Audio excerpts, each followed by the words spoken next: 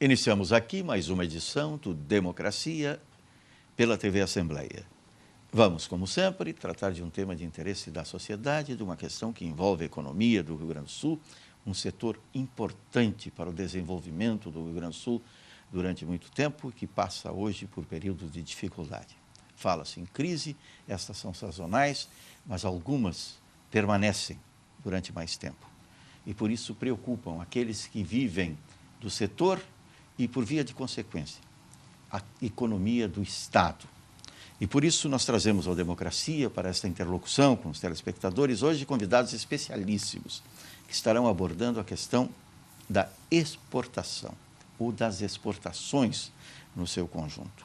A redução que se verifica nos últimos meses, a preocupação que isso traz aos diversos setores da economia do Rio Grande do Sul e do país. Nós estamos no 5º lugar entre os exportadores. É uma posição que não agrada àqueles que tiveram, principalmente durante muitos anos, a situação privilegiada do pioneirismo e da sustentação desta posição privilegiada no cenário nacional. Notadamente o setor do calçado, do couro. E sobre isto nós trazemos aqui os convidados, repito, para manter esta conversação com o telespectador e esclarecer pontos que são fundamentais para que possa proporcionar uma reação do setor e também, consequentemente, dar ao Rio Grande do Sul a retomada tão anunciada tantas vezes e ainda não realizada do desenvolvimento capaz de trazer qualidade de vida a toda a população. Trazemos para o Democracia de hoje, aqui nos estúdios da TV Assembleia, Thomas Machado, que é consultor da China Invest. Dr. Enio Klein, consultor de inteligência da Bicalçados. O economista Alfredo Meneghetti Neto, mais uma vez, para a satisfação dos telespectadores, aqui ao nosso lado, para contribuir com o seu saber, com a sua inteligência e, principalmente, com proposições capazes de trazer soluções aos temas que são aqui abordados. Para a primeira manifestação sobre a pauta de hoje do nosso Democracia, nós convidamos o Dr. Thomas Machado. Tudo bem? Tudo bem. Como está? Bom, eu acho que esse tema, hoje, falando para o nosso público, sobre a pauta de exportações, o que está acontecendo no mercado, as crises que têm assolado o mundo nos últimos anos, a última em 2008, que parece que agora começamos a ver novamente um novo retrato do que se passou naquele momento. Eu vejo que o mundo hoje ele mudou bastante, ele está muito voltado para o processo de globalização. O que é este processo de globalização? O que está acontecendo no mundo? Hoje, determinados países ou lugares onde você tem o mesmo produto, produzido no mesmo espaço de tempo, por um preço mais baixo, é onde está começando a haver uma determinada produção. Ou seja, a exportação ocorre nesses países que têm a vantagem de tempo, prazo e preço. Mesmo produto, mesmo tempo e um preço mais baixo. O Brasil na pauta, eu particularmente falando da parte de China, que é onde eu trabalho desde 99, o Brasil exporta para a China basicamente commodities. Basicamente commodities. Quase que produtos sem muito valor agregado. E de contrapartida, importa produtos de alto valor agregado, de alta tecnologia. Pois bem, o que eu posso comentar a respeito dessa situação? Se isso é uma verdade ou não é uma verdade? É uma verdade. Realmente o Brasil importa produtos de alto valor agregado e exporta produtos quase que commodities. Mas hoje, talvez a gente venha aqui a tentar auxiliar, ajudar os nossos ouvintes a exportar. Vamos tentar ajudá-los a exportar um pouco mais para a China, que é o caso. Então eu faria uma pergunta para quem gostaria de exportar. A pergunta é simples. Me dá um nome de 5 empresas chinesas que tu gostaria de exportar os teus produtos.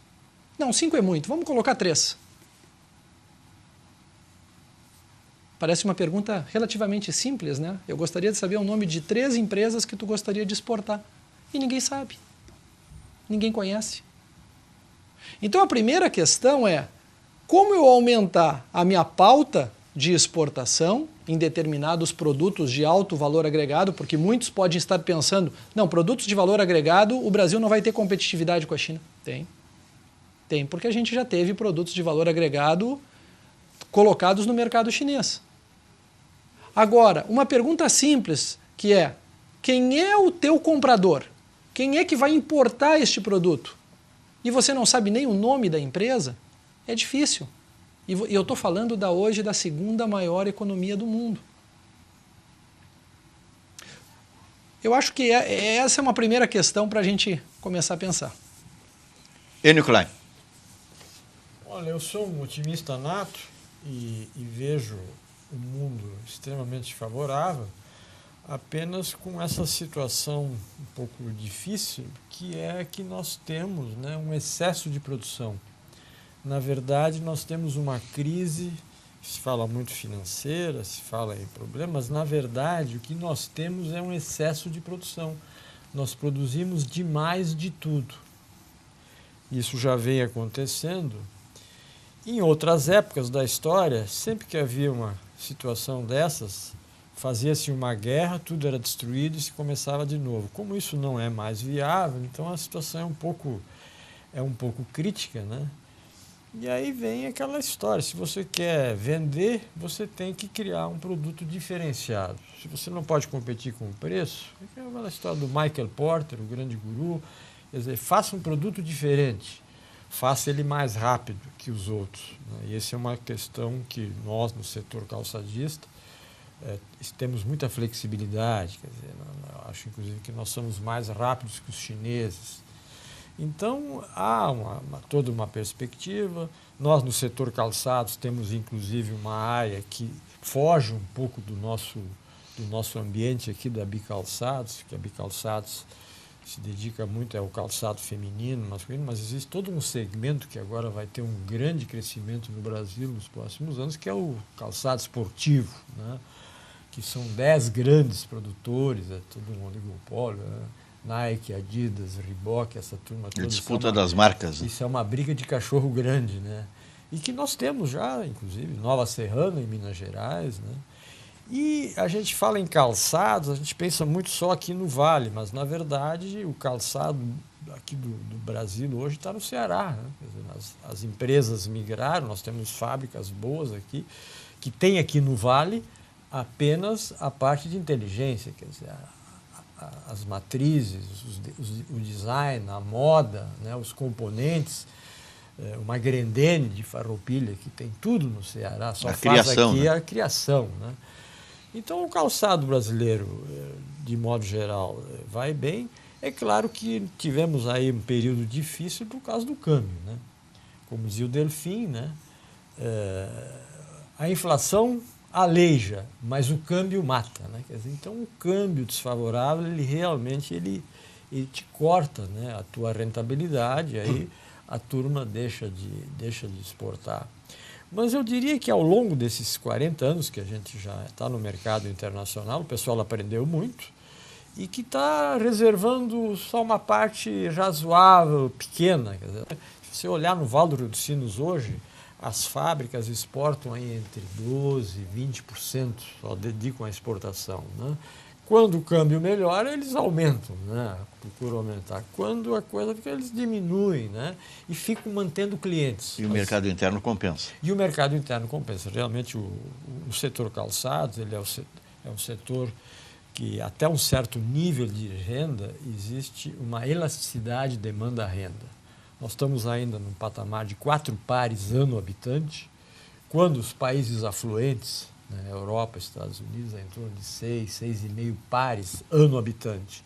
Então, nós temos como crescer no mercado interno, e é onde a turma está se socorrendo e está investindo bastante com marcas, com design, né?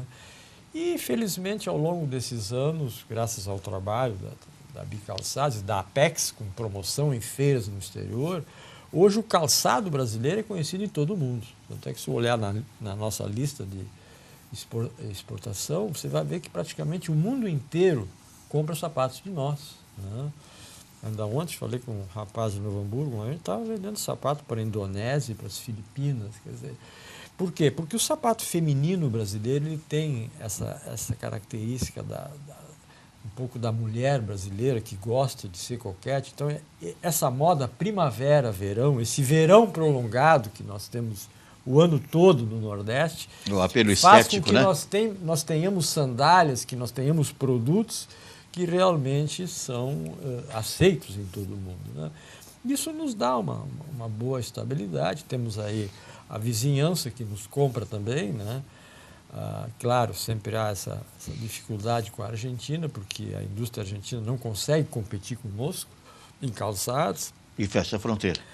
Como? E fecha as fronteiras. E fecha a fronteira, por uma questão de câmbio, que precisa do dólar para outros produtos, e não para comprar produtos tão simples que a presidenta acha que calçado eles podem fazer mesmo, né? Mas acontece que o calçado feminino brasileiro tem uma certa atração, um certo requinte, né? Nós produzimos sapatos muito bonitos, realmente.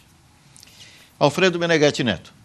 Bom, uma satisfação estar aí. Eu gostaria de agradecer a produção pelo convite, que muito me deixou honrado, mas também aos Dr. Enio e Dr. Tomás aí que estão no debate. Uma satisfação muito grande estar na presença deles.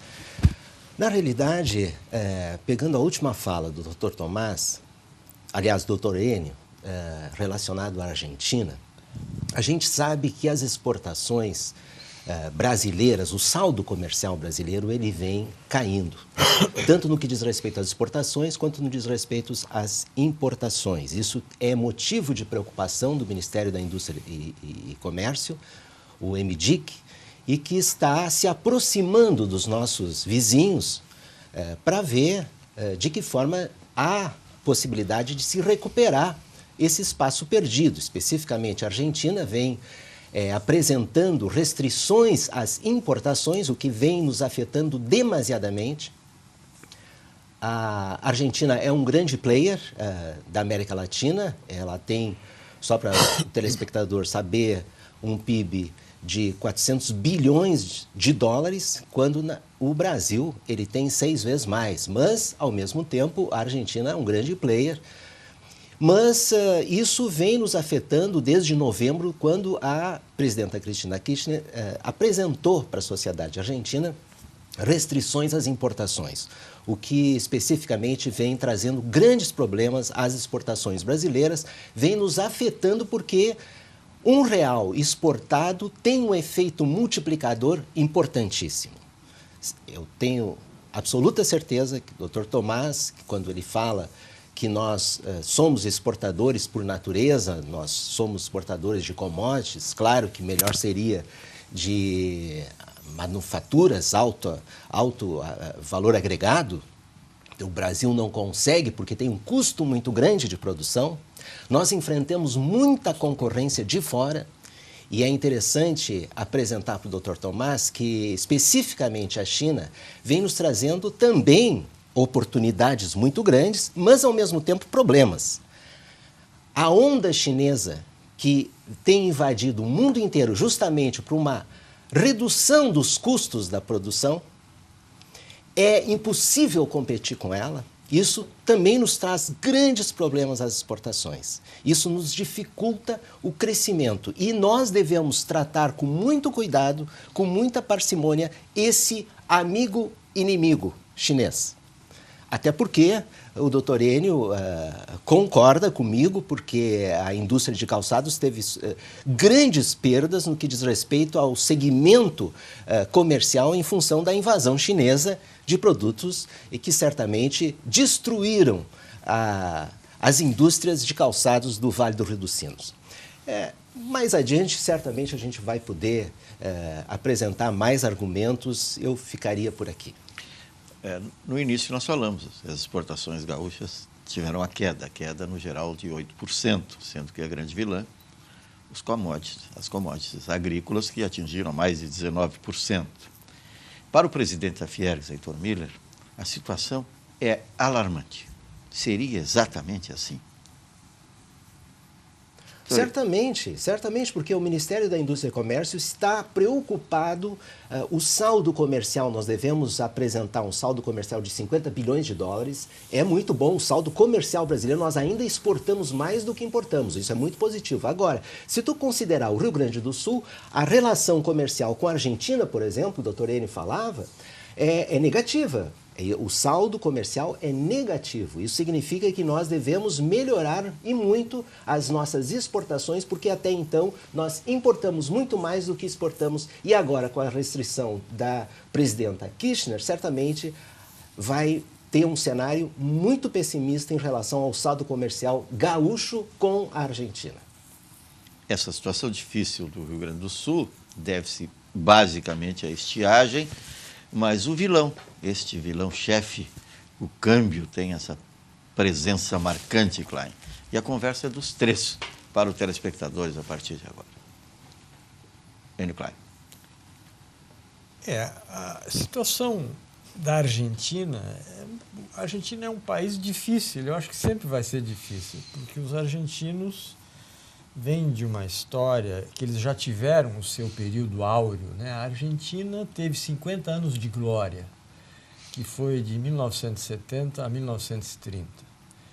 E aí Ela não participou da guerra. Aí ela cometeu um erro, quer dizer, ela cometeu um erro, de certa maneira, de ter ficado neutra, né? Não se aliou aos americanos. Isso, os americanos e ingleses acho que não perdoaram muito. Então, e a Argentina tem uma outra característica, que tudo está concentrado em Buenos Aires. Então, as decisões lá, elas, em vez de serem mais técnicas, elas são muito ligadas àquela política. Buenos Aires concentra demais tudo, a vida econômica. É econômica, política, social, tudo está em Buenos Aires. Aquilo são decisões emocionais? Ele é muito argentino, né? Muito emotivo e trágico, e é o tango, e logo chora, e logo vai para o desespero. Então, e a descendência, né? Italiano, espanhol, embora pensem que são ingleses, né? Aquela famosa definição do argentino. O que é um argentino? É um italiano que fala espanhol, mas que pensa que é inglês. Um inglês vivendo em Paris, né?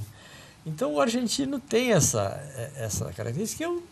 Quando converso com o nosso pessoal aqui, eu até digo, olha, vocês procurem diminuir as exportações para a Argentina, até porque eles não têm, assim como nós temos, a indústria calçada, ela tem essa característica, ela é produzida em pequenas cidades. E na Argentina a produção é em grandes cidades. Você tem Córdoba, você tem Buenos Aires, e em nenhum lugar do mundo indústria calçado floresce em grandes centros. Não pode ser cidade de mais de 500 mil habitantes, porque precisa... É aquela costureira lá nos bairros, né, que vai trabalhar, ainda cuida das crianças em casa. Quer dizer, é todo o tipo de produto calçado que exige, e sempre vai exigir, muita mão de obra, eles não conseguem competir conosco, né? Então, esse é o desespero, né, dos argentinos em cima desse aspecto. Eles fazem bem muitos sapatos de homem, né? Fazem sapatos de homem bonitos, robustos, tem um couro de melhor qualidade que o nosso, inclusive, devido às raças mais nobres do seu gado, né? Mas sempre vai ser um país com o qual nós vamos ter um conflito, aí, sem dúvida alguma. E a produção no Rio Grande do Sul se impôs pela característica artesanal, né? Sempre vai ter a participação, apesar que se diz manufatura leve, light industry, né? Sempre vai ter no calçado feminino 40%, 50% do custo do produto é mão de obra, né? Então... Esse toque manual feminino, basicamente. Né? Eu particularmente creio que, no caso, o câmbio é um problema, mas eu não creio que seja o maior problema. Eu ainda continuo, durante esse período que eu tenho trabalhado muito com o mercado internacional, eu acho que o problema maior do Brasil é custo Brasil. Custo, sem dúvida. Se nós formos hoje conversar, por exemplo, a respeito do aço, o Brasil hoje tem um estudo que ele é considerado o terceiro país mais competitivo no mundo dos produtores de aço. Ou seja, quem produz o aço e que tem a possibilidade de ser o mais competitivo. O Brasil está em terceiro lugar, antes dos impostos. Depois dos impostos, ele cai para último lugar dos países produtores de aço. Ou seja, como tu competir como tu exportar melhor se o custo da tua matéria-prima, que é própria brasileira, é muito alta. E mais, quando você exporta o aço, você paga um valor mais barato para quem está comprando aço no exterior do que quem está comprando aço internamente no mercado. Então é um exemplo relativamente simples que, se o Brasil não mexer no seu custo, segundo, a gente fala muito de mão de obra. Mão de obra, com certeza, é um aspecto fundamental e importante na formação de preço de determinado produto, mas não é o único. E na China, engana-se quem pensa que o custo de um produto chinês é baixo por causa única e exclusivamente da mão de obra. Está longe de ser uma verdade. Por quê? O que mais impacta na formação de preço de determinado produto se chama desenvolvimento tecnológico. O chinês recebeu isso quase que de graça, porque o mundo inteiro foi produzir na China. A China abriu o mercado para todo mundo vir produzir na China, receber tecnologia.